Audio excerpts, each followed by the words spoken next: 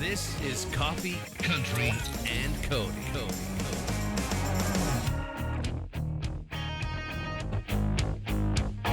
This is WSM's Coffee, Country, and Cody. I just hope the world heard Charlie Mattos yell crap back there as they start nervously. You know, when the power goes out and everything gets reset, you think you've put everything back to the way it is, and suddenly you realize, no. Wait. No, we have not. Wait, didn't we do this yesterday? Yeah, we did it again yesterday afternoon, apparently. I think the ghosts are ready for us to leave. I think that there are ghosts that are here, and they are trying to make us exit even quicker. Goodness. Well, we're in the Magnolia Lobby studio, what's left of us, in the Magnolia Lobby studio, getting ready to transition to the Roy Acuff home on the Opry Plaza here in Nashville. There's been a lot of talk about that. Social media. Kelly put up a video of our move, our hurried exit the other day, which got all kinds of responses. And that's going to happen, actually be moved in the first week in July. That's the plan at this point. We're going to a temporary production room studio Week after next. Yeah, that's right. So next Friday, well, actually, next Friday, as we roll into the first day of summer, first weekend of summer, officially on the calendar, calendrical summer, will be our last day in here on that Friday. I am so excited. I'm ready for it. I'm ready for us to get in the new place.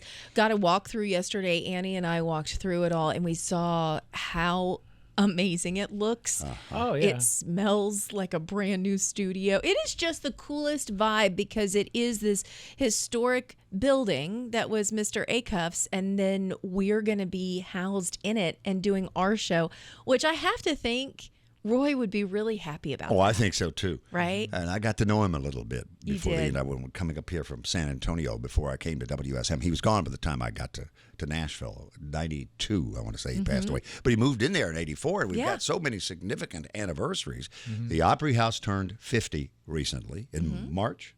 Yeah. March 24th, and I think. If this I studio, correctly. I've talked to both Kyle Cantrell and Jim Driver, who would have been here with Charlie Douglas when Mr. Wendell set about to bring the country music, what we know as MCRN, Music Country Radio Network, to this studio. And this studio was built on the hotel after the Magnolia area was completed. And so that was 1984, and that's the same year Mr. Acuff moved into his house.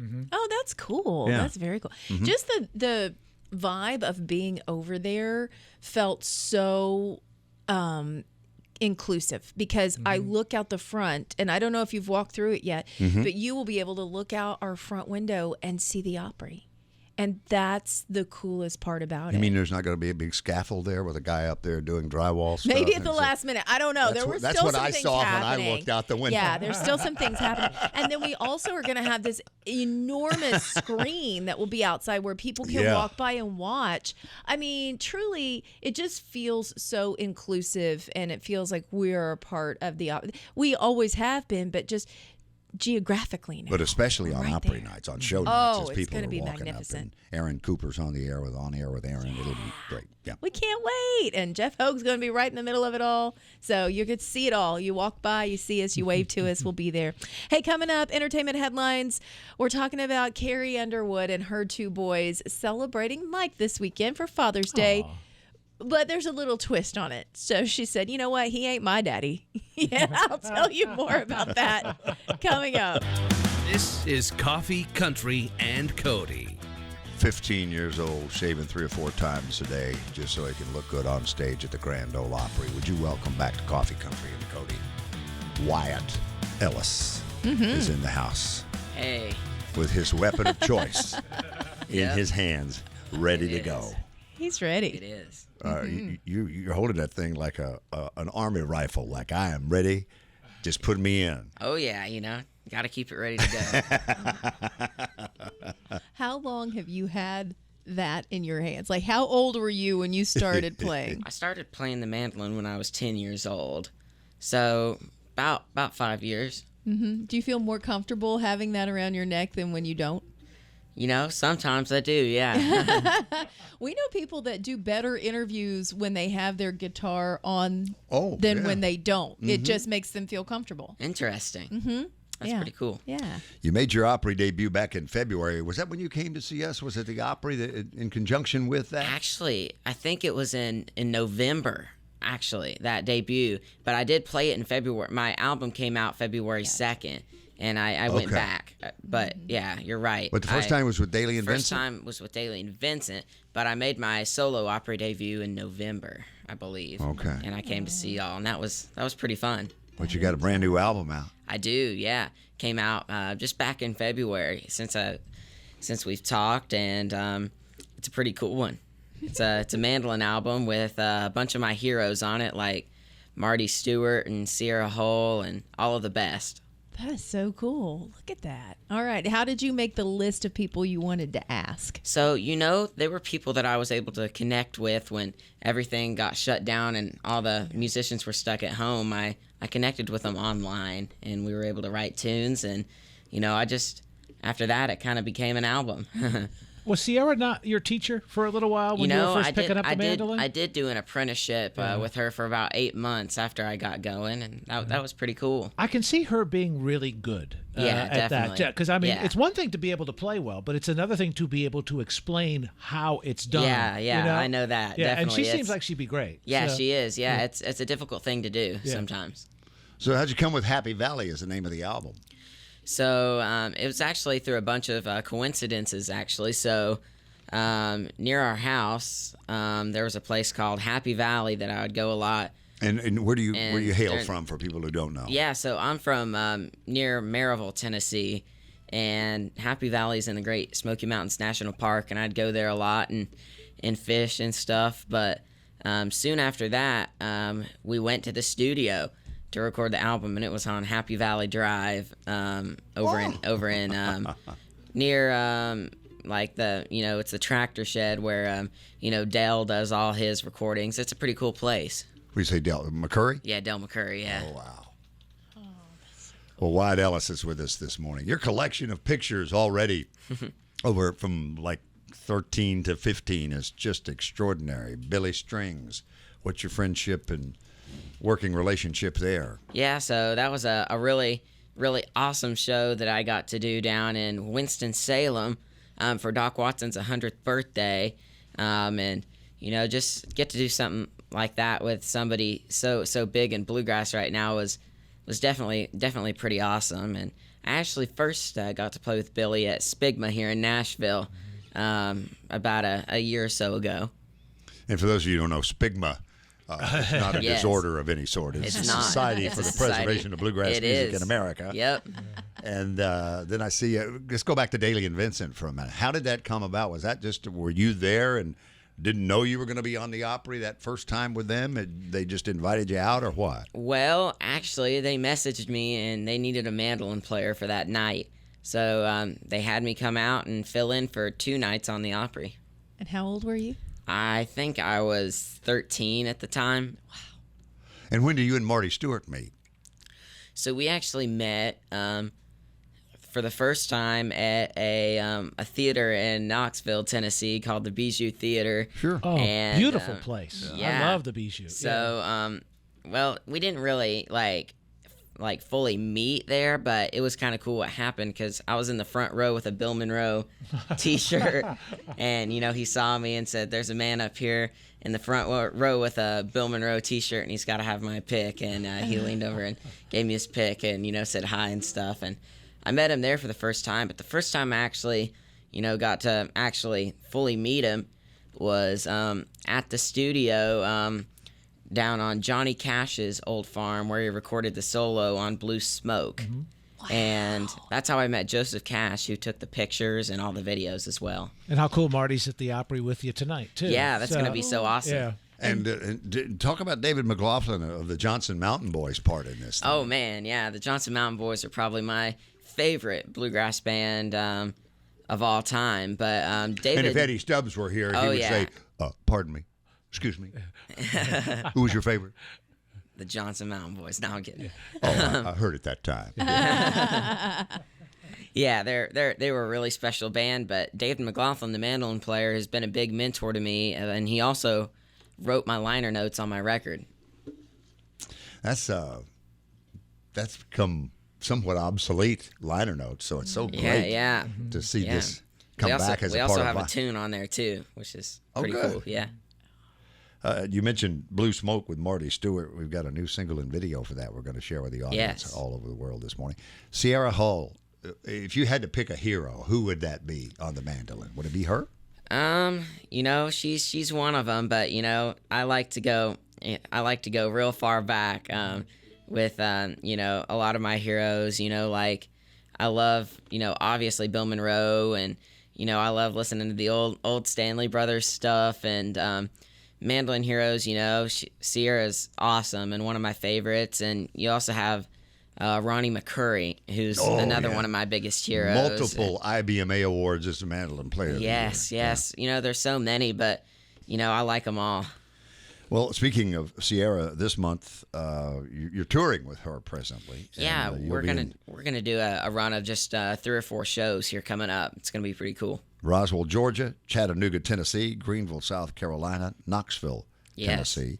You're headlining the station in August 9th. I am, yes. The Caverns in Pelham, August the 18th. So, yes. And the Opry tonight. Yes. He will be there along with Marty Stewart and the Fabulous Superlatives. I'm curious, was there a show or a concert or something you saw on TV at an early age that just hooked you into this format and said, man, that's what I got to do?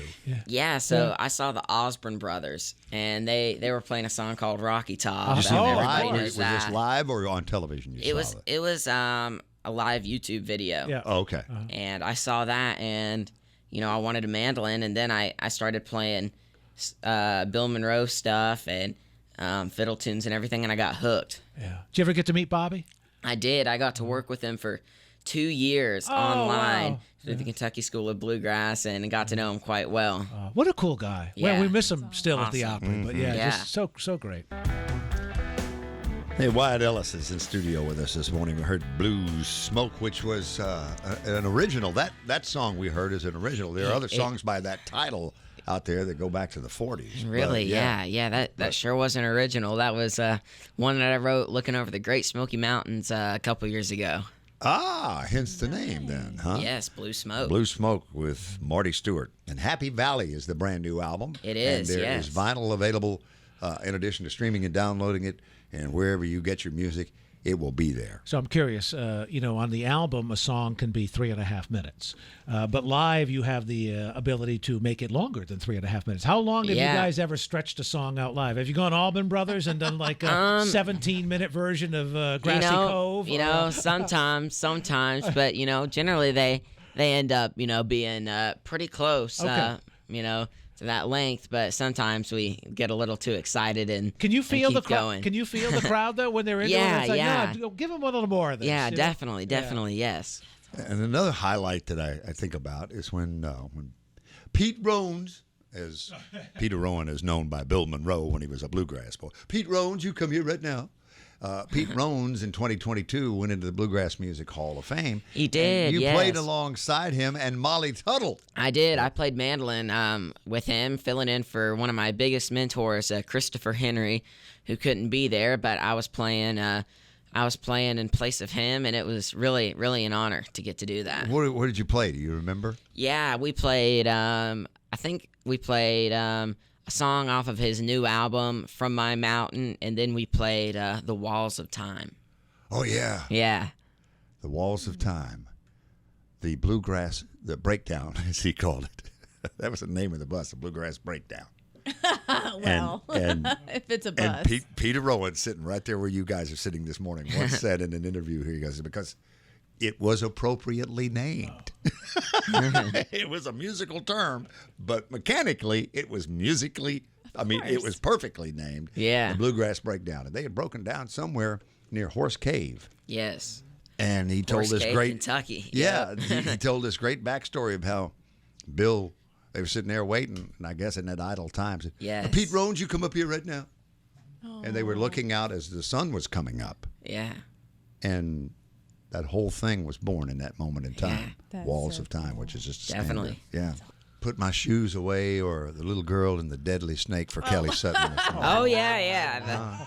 The little girl and the awful, dreadful snake. Yeah, that's a good one right there. I was like, man, they just don't make the murderer death ballads like they used to. Well, it's good morning. No, It's good morning. I know some more that you haven't heard yet. There's some pretty good ones. Man, we were dark back in the day, yeah. weren't we? Bluegrass was dark.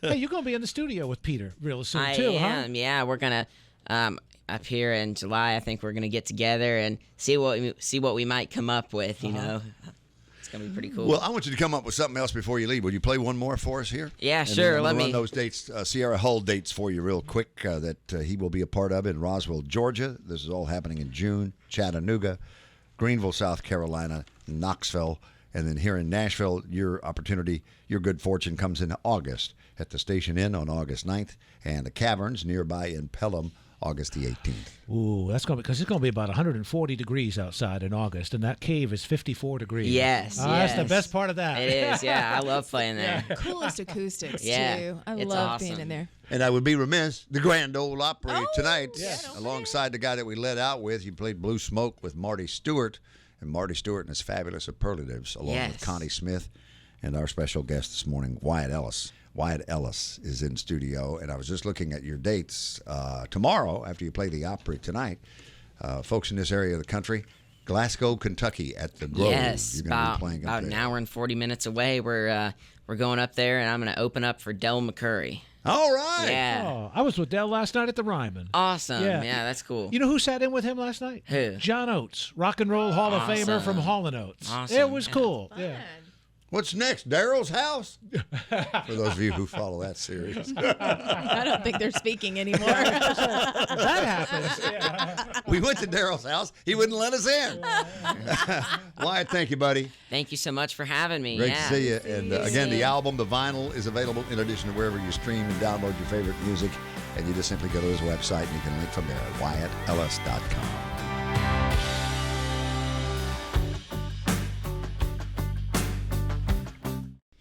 Would you like the opening couple of stanzas of Bill Monroe's Put My Shoes or My Little Shoes Away? Oh, my gosh. No. Now come and bathe my forehead, mother, for I'm growing very weak. Let one drop of water, mother, fall upon my burning cheek. Go and tell my little playmates that I'll never play no more. Give 'em all my toys, but, mother, put my little shoes away. You will do this, won't you, mother? Please remember what I say. Give them all my toys, but, mother, put my little shoes away. I mean, was this kid being overly dramatic? Did they just have a cough? Well, first of all, That mother, sounds like something First that of a all- little kid would do. Oh, I'm not going to make it. And you're like, it's a cold. You're fine. all he wanted was for you to bathe his feverish head. Mm-hmm. And you, mother, would not do it. Well, had other things to do. Well, you had another child because that's where the shoes wind up. Right. They were just with the waiting. baby. When the baby grows up and grows into them, I'll be gone, but can have my shoes. Oh, okay. Well, there you go. Yeah, Renee was up visiting my mom one time, and Mom was showing her a lot of stuff, and like she had my teddy bear, and she had my baby shoes. Renee thought that was all fine, but when she had the locks of my hair and my teeth, Yeah. when I was a baby, it got a little too much. I have. There are not. This is a Portuguese ward-off evil. I don't know. We're about to find out. I We'll don't see what Kelly have has. a lot of things I don't like Okay. a lot of fears. Right. I really don't like clowns, and I really don't like teeth. Yeah. There is something about teeth. It freaks me out. When Reese would have loose teeth, I'd be like, go to your dad. I can't. It makes me feel like queasy. I cannot Really? handle. No. I do not like it. And I think it's because I have a reoccurring nightmare that my teeth have fallen out, which I've heard means you're loose with your words, and that tracks. Oh. So, yeah. Renee has that same reoccurring dream, but the dream person told her it was great changes coming to your life. Well, that could be. Yeah. That very well could be. That's Yeah. happened a Kind of couple like times, too. the little girl and the dreadful snake. Yeah. Well, yeah, I guess you didn't know that was coming. I heard the screams of our little girl far away. And it was Annie, and she was in the green room. And we ignored Hurry, them. Daddy. Hurry, Daddy. There's an awful, dreadful snake. I ran as fast as I could through the dark and dreary woods, but I reached our darling girl too late. Well, while we were This is what we had. talking. And Wyatt would bring to the show earlier, Right. but no. Wyatt Ellis was just in studio with us, and in between segments, I said, "Do you hear someone screaming?" And we didn't know where it was coming from, and I thought it may be in the lobby, and then we quickly realized Annie was not behind you like she normally is. Right. And I went in to get a refill on coffee, and I hear Kelly, and I'm like, "What's wrong?" And she said, "There's a mouse." And I was like, "Where?" And she said, "In here somewhere. I saw it." And I wouldn't. She was like quarantined in the corner because she didn't want to walk back out to find the mouse. But I found the mouse, and I said, "Hand me a cup." So she handed me a cup, and I put him in the cup, and I put a little thing over it, and I took him outside and let him go. You were very calm during the entire Yeah, event. I'm not afraid of mice. Mice don't bother me at all. We're not. I petted him actually after I let him go. I was like, "You're so cute." He was tiny, Yes. teeny tiny. Good thing it was you. We're not catch and release mouse people at my house. No. Oh, I catch and release everything. Every bug I find in the house, do too. I will try and get him on a piece of paper or put him a plastic cup on top Sure, of him and take him me too. outside. Me too. That never ever made it to mom and dad's. That Okay. was not something. The they only one passed down. I don't do that with houseflies. Houseflies, they get Well, it. because you can't get them out. You got to Yeah, kill them. they got to go. By the way, speaking of Wyatt and his visit earlier, I saw he lit up when I mentioned put my little shoes away and the little girl and the dreadful snake. And apparently he's working on a murder ballad, though most of what he's done so far has been instrumental. Apparently he can't wait to write one. So Keeping the traditions alive. got to. Performances from Marty Stewart and the Fabulous Superlatives, Connie Smith, Alex Hall, the Isaacs, Wyatt Ellis, Gary Muledeer, Riders in the Sky, and a very special performance from ACM Lifting Lives Campers. Oh, And these are 18-year-olds, 18 and older, Yeah. with Williams syndrome that's so cool. that perform. Very and cool. Opry.com for tickets and information. That's Mike Terry hosting tonight at 7 o'clock. Charlie will be hosting tomorrow's Saturday show at 7 o'clock. Big red curtain. You were just with her at Nissan Stadium. I'll be with I Dasha was. tomorrow night for her Opry debut. She's incredible. Yeah. I'm so excited for her. Definitely give her a hug from me. We Can are I give her a coming hug up- for that'd be 2 hugs though, because I was going to give her a hug from me. Okay. So it might seem kind of weird. We'll just say this is from Could I Kelly. hug you again? Just This so is I from this is Kelly. That's fine. from this man. Could we have? He doesn't need to touch her anymore. Carrie Underwood, this is a great story coming up. We have Father's Day. It's on Sunday. Happy Father's Day to all who are fathers and grandfathers and uncles and cousins and father figures. We love you and thank you for everything that you do for us. So here's what Carrie said. She said, "I kind of freaked out because I thought, uh-oh, Father's Day is coming up, right? My son has been doing chores around our farm. He's been earning money because he pulls weeds for her in the garden and all kinds of stuff." And so she said, "What are you going to buy your daddy for Father's Day?" And he kind of looked at her and she said, "He ain't my daddy. He's your daddy. You've got money now. You can go spend it." So the boys will be buying something for Mike this coming Father's Day. And I'm like, yeah, that's brilliant. Teach them what it's like to earn the money, keep the money, spend the money. Yeah. They should get him hockey pucks and autograph them. Oh my gosh. I don't know about that, but I think that's pretty great. Come to the Freedman's remote.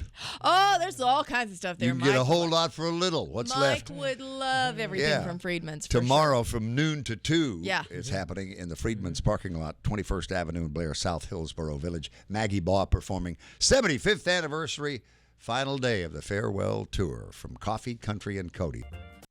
This is Coffee, Country, and Cody.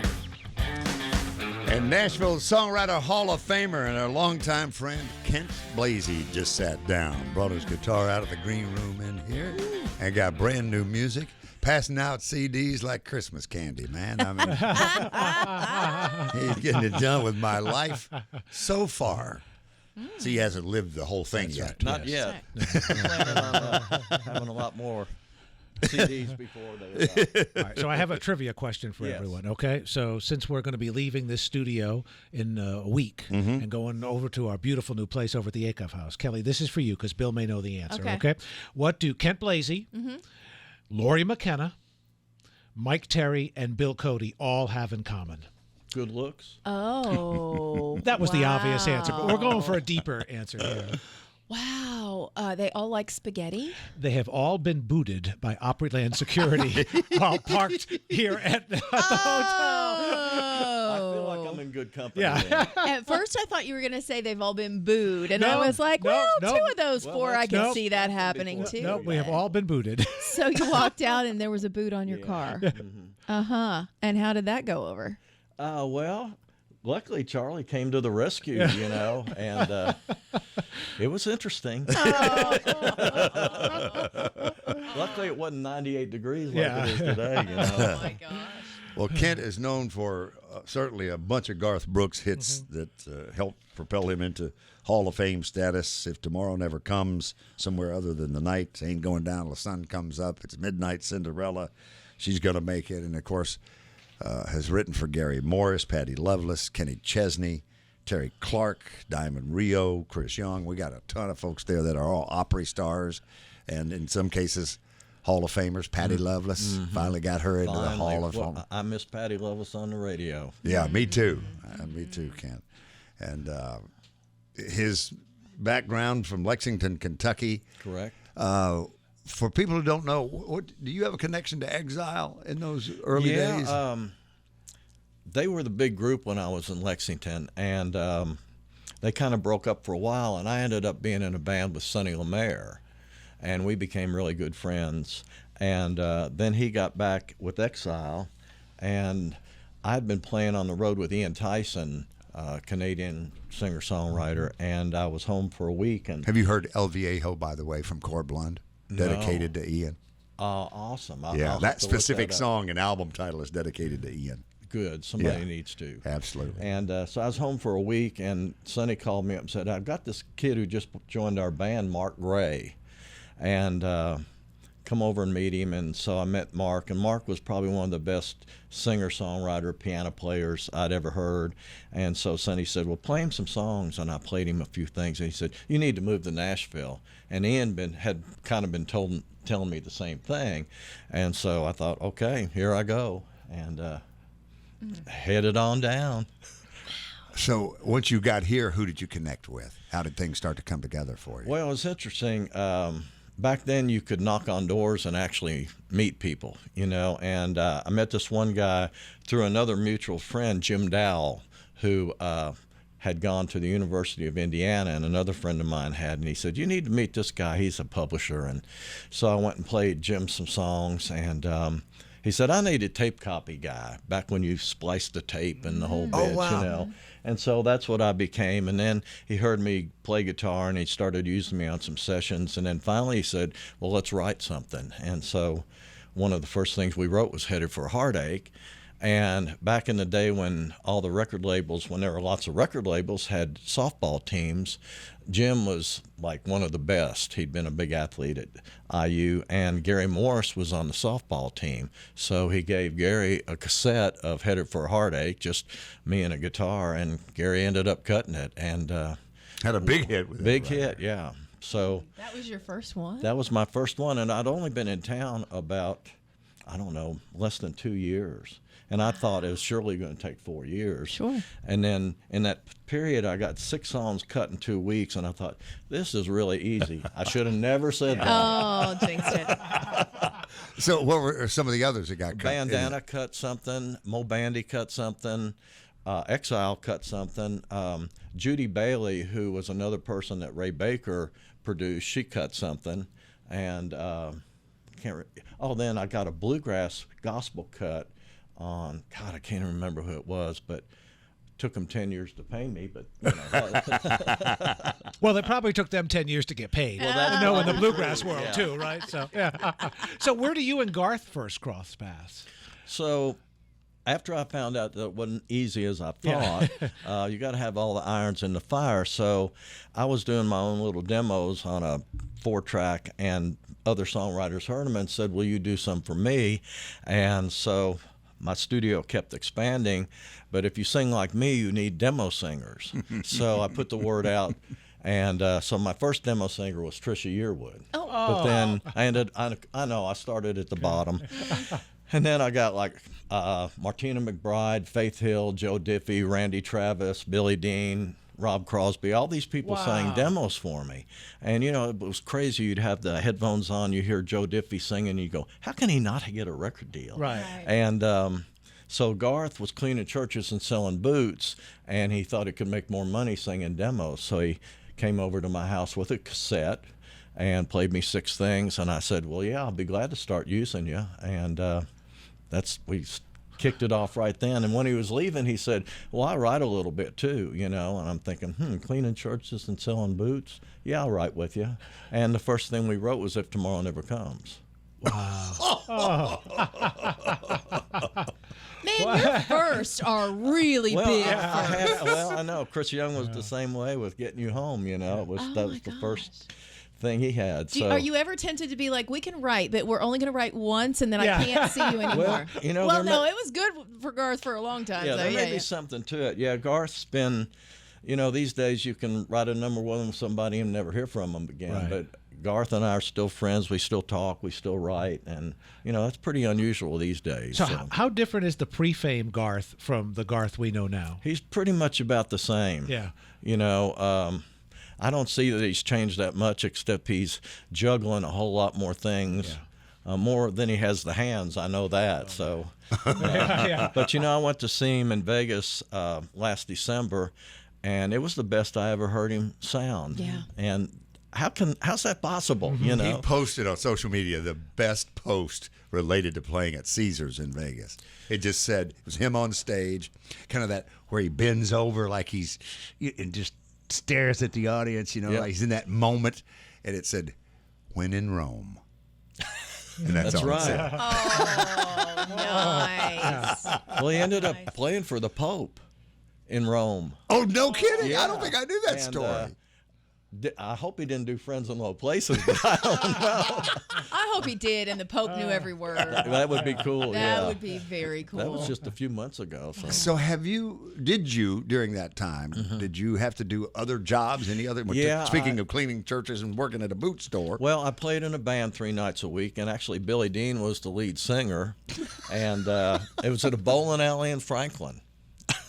Which, interestingly enough, is kind of where Exile's beginnings were, at a bowling alley. Yep. In I Lexington. played that bowling alley where they started. Is that right? Yeah, a lot of people came through there. And what was that? Breedings? Yeah, Breedings. Well, at the time it was called Eastland Bowling Lanes, but Doug Breeding got in there, and he was so popular that became known as that, because Doug Breeding was like the most popular entertainer in town, always had great bands, and Exile would come sit in, and I'd come sit in when I was off the road. And so I did that, and then I did session work for people, trying to write during the day and have my nights where I could go do something else, and pretty much that's what I did. Well, brand new music from Kent Blazy. So glad he came to see us and share this morning. My Life So Far. And the thing we're going to lead with is for a minute there. Give us a backstory on that. Well, it's really interesting. All these songs that are on the record, but that one are ones I wrote myself over kind of about my life. And I've got this guy in Brazil that is Portuguese, and we got to be friends because he wanted to do a Portuguese version of If Tomorrow Never Comes. Now, trying to translate into Portuguese, I mean, we weren't around for months, and finally they got something pretty close. Kent, eu falo português. Meu avô é avô de Lisboa. There you go. I should have called you. I'm your go-to. You need Portuguese translation. I'm your go-to man. Okay, well, see, I know that. So he did this version, and then he asked me to sing a duet with him as a version, right? So about 6 months ago, before I was getting ready to do this record, he sent me the tracks for a minute there, and I thought he was going to sing it and send it to me, and he said, no, I want you to put your voice on it. And it was a tremendous track that these people in Portuguese cut. And so when I was doing this record, I just thought, well, that record has all these stories about my life, but for a minute there kind of sums up the whole thing too. So it worked out really good, and it's a phenomenal cut that they did. The rest of it was done with 2 guys that play with John Party and Steve Allen, who's a great guitar player for Long Players, and he was in 2020, the big pop band back in the day. But that one's the only one that Portuguese players are on, and they're phenomenal, Awesome. Kent Blazy. From My Life So Far, still my only child on Coffee Country and Cody, live no less. I'm going to throw out a couple of names here. This is whatever comes to mind. Pat Alger. One of the best writers, best acoustic guitar players I've ever come across. He knows how to play stuff that fits in even anything that he plays on. And I'm like, how do you ever even come up with that? And he ended up being the acoustic guitar player of the year 2 years because he played on Thunder Rolls and What She's Doing Now, and because the other guitar player couldn't cop the lick. So that's Pat Alger. Tony Arata. It's just not fair. That's all I got to say about Tony Arata. He may be listening this morning Well, because I he hope often he does is, when he's 'cause up early. I love that guy. You know, it's like, I don't know how his brain works. I don't know how his voice works, but he just stuns me all the time. And that one he wrote with Garth about, what was it? It's like trying to start a fire with the moisture from a kiss. I'm like, golly, why didn't I think of that? Not often you get the word moisture in a country song. And I'm thinking about other people connected to Garth as songwriters, along with yourself, Pat, Tony, and the late Kim Williams. Oh, there's a song on my last record I did last year called From the Beatles to the Bluebird, and there's a song about Kim on there. I was down in Texas doing some shows, and I'd just been in Ireland seeing Garth, and he knew I was there, and he came over and sang New Way to Fly, and I'm going, what are you doing this to me for, you know? And so I was in Texas, and all these high lines had birds, and I started thinking about Kim, and so Birds on a High Line is what came out, kind of an honor to him. And I asked Garth if he'd heard it. I sent him a version of it. He said, I can't listen to it. I don't want to think he's gone. And I thought, that's pretty cool. That's powerful. You've helped a lot of people you didn't even know you helped just by playing that this morning. That's my hope. That's my anyway. target. Yeah. Kent Blazy. Thank you, dear friend. Oh, same to you. I love you guys. Great to see love you. what you do. And well, thanks for sharing thanks it with for the this. world with us this morning. All yeah. right. And My let- life so comes early for us. My Life So Far is the name of the new album. And my thought for the day is in about 2 minutes, we don't get a text from Ken saying they have booted my car again. So I think we will end this segment better than I a actually couple of years parked ago. where it said WSM. Still a toss-up. And all things Kent Blazy you can find at kentblazy.com. As we wrap it up here from the Magnolia Lobby studio of the Gaylord Opry and Resort and Convention Center. Again, My Life So Far is brand new from Kent. You bet.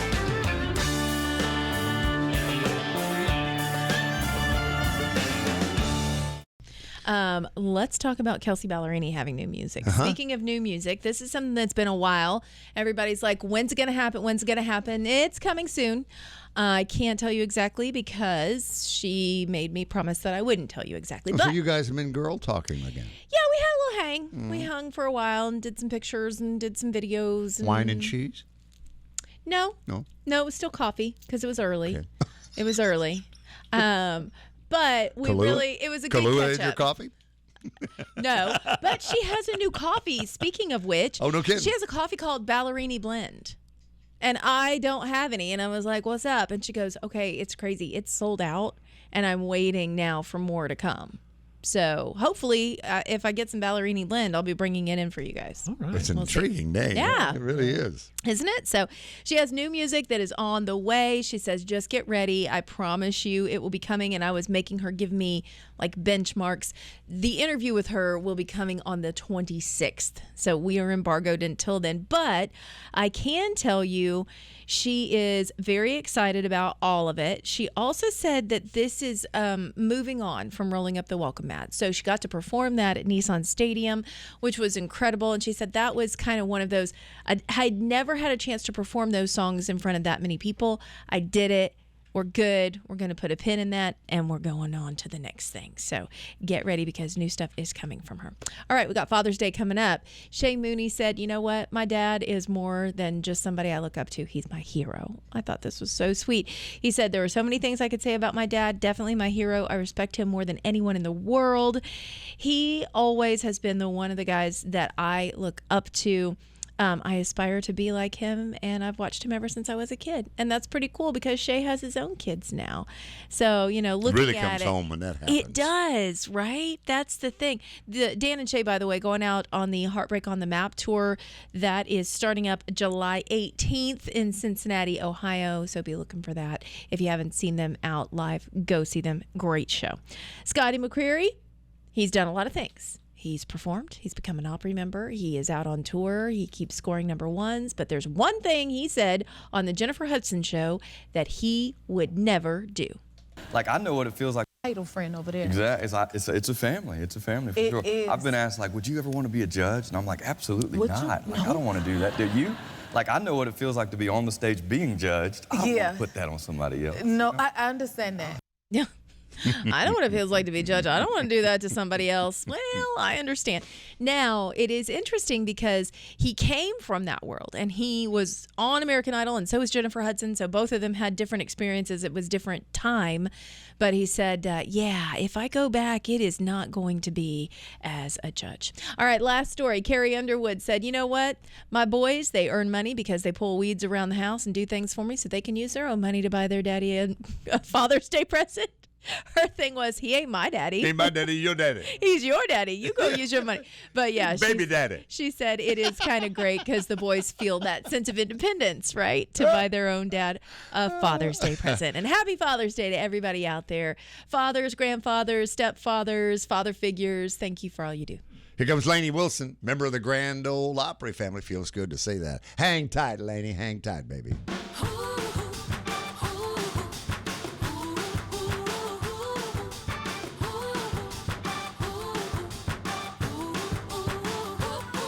I got a bus or I got a house, 'cause it's what dreams make you do.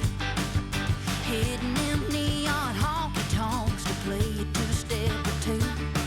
200 days to 100 All right, we are back. It is. It just hit 80 as we were coming out of that break. A couple of minutes away from 9 o'clock. So, just as predicted, hot and plenty humid and major heat indexes over 100. Thank you again to Wyatt Ellis for coming to see us on his way to the Grand Ole Opry tonight with his new single and video with Marty Stewart, Blue Smoke, and Happy Valley, his brand new album, which includes vinyl editions that are available. Very cool. And Kent Blazy, you talk about a singer, songwriter, and guitar slinger in this town. He is at the top of the list, and he's in the Songwriters Hall of Fame. And can't wait to get caught up with him. He's getting new music. My life so far. ... I like the ... Yeah. Yeah. Still got a lot of life to go. He is coming to see us here this final hour this morning as we head into the weekend. And I also have my pick of the week coming up a little later on. And wrapping up on Coffee, Country, and Cody.